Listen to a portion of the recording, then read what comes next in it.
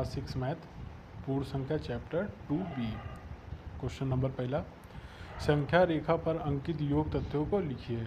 ये है हमारी संख्या रेखा, इस पर अंकित योग को दर्शाना है। मतलब योग तथ्यों का मतलब ये होता है कि ये रेखा कितने अंकों तक गई है।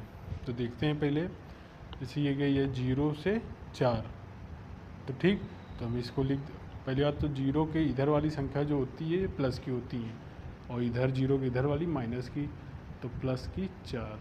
ठीक, अब देखते हैं कितनी गई है, इसको जोड़ लेंगे 1 2 3 4 5, प्लस का 5।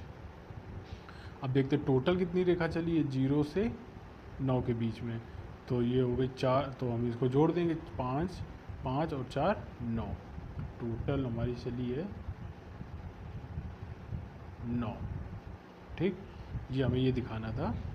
अब दूसरा इसी तरीके से देखते हैं, इसमें भी कितनी चली है देखते हैं, 0 से 5 के बीच में चली है, तो क्या हो गई प्लस का 5, और फिर 5 के बाद देखते हैं कितनी चली है 1 2 3 4 5 6, प्लस का 6। अब इसको हमें टोटल देखना है कितनी चली है, तो टोटल रेखा इनको जोड़ देते हैं, तो 6 5 11। ठीक बच्चों, चलिए अगला देखते हैं। चलिए बच्चों देखते हैं, अगला है दूसरा नंबर, निम्नलिखित तथ्यों को संख्या रेखा पर दिखाइए। अभी तो पहले बना लेते हैं।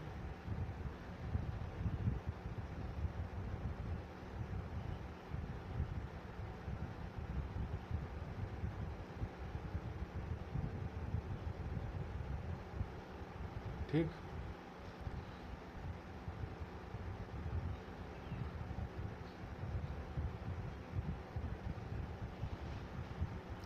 अब देखते हैं, प्लस का 5 है, प्लस का 4 है, तो पहले संख्या रेखा 5 पर चलेगी, तो पहले 5 पे चलेगी, 1 2 3 4 5।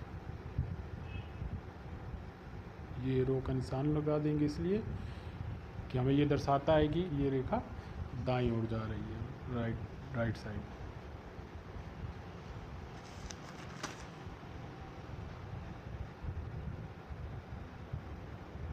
अब कितना गया है 4, तो 5 के आगे देखते हैं कितनी रेखा जाएगी, 1 2 3 4 9।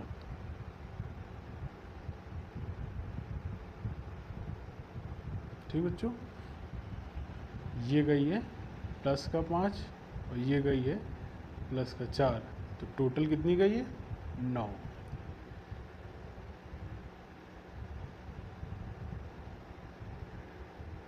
हम इसको इस तरीके से नोट कर देंगे।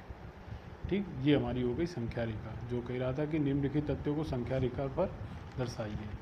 चलिए अगला देखते हैं, इसको भी हम बना लेते हैं।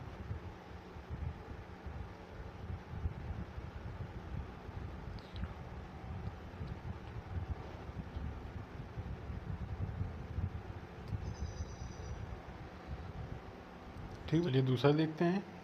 पहले गया है +2, तो ये प्लस का 2 में गया है, तो हम इसको इस तरीके से नोट कर देंगे। फिर गया प्लस का 3, तो अब इसके आगे के देखते हैं, 1 2 3, तो ये हो जाएगा 5 पे। अब कितने गया +4, तो 5 के आगे 4 हम जोड़ेंगे तो कितना है 1 2 3 4 9 पे। ठीक बच्चों, तो ये हो गया प्लस का 2 प्लस का 3 प्लस का 4। अब टोटल कर देंगे, 3 2 5 5 4 9। ये हमारा दिखा रहा है कि हमारी संख्या रेखा टोटल कितने नंबर पर गई है। ये हो गया दूसरा। चलिए बच्चों अगला देखते हैं। चलिए बच्चों देखते हैं, अगला है 3 नंबर, निम्नलिखित कथनों में रिक्त स्थानों की पूर्ति कीजिए। तो चलिए देखते हैं, लिखा है 45 + 789, 345 + 789 = खाली स्थान प्लस 45। तो इसे भरने से पहले हम एक नोट को जान लेते हैं, एक नियम है जो कि इस तरीके, जैसे कि 5 + 3 = 8 होता है, वैसे ही 3 + 5 = 8 होता है। तो हम चाहे संख्या को किधर भी पलटा उल्टा दें, वो भी कब, जब प्लस में होगा, तब उसका जो मान आएगा वो सेम ही आएगा। तो इसको हम बोलते हैं, इस नियम को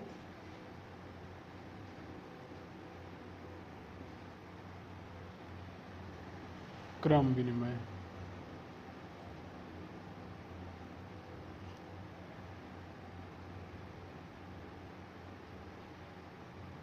तो इस नियम को हम क्रम विनिमय का नियम कहते हैं।